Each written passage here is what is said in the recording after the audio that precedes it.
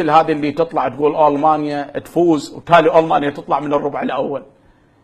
أنا جيت قلت لكم اللي يفوز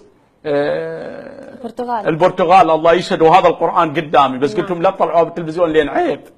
سألوني الأخوة من هو يفوز المراهنين، قلت لهم يضحك اللي أكل المخرج، قلت لا الله يشهد البرتغال واكتبها عني. قال لي ليش ما نقولها؟ قلت لا عيب، لأنه ما تلوق بيه، بس لأنه خلصت حتى أجي أقول لكم، وأنا أحلف لكم بالقرآن والقرآن قدامي.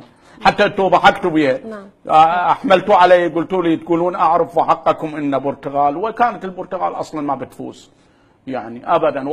وهذا اللاعب مالتها أصلا كسر روحه، ما كان لا مكسور ولا حرك اللاعب أبدا، لأن خاف من الهزيمة.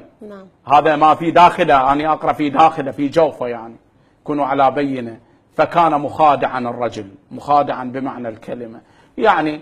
الله نصر ربعه على ذولا لأنه خابت ما عنده. وهاي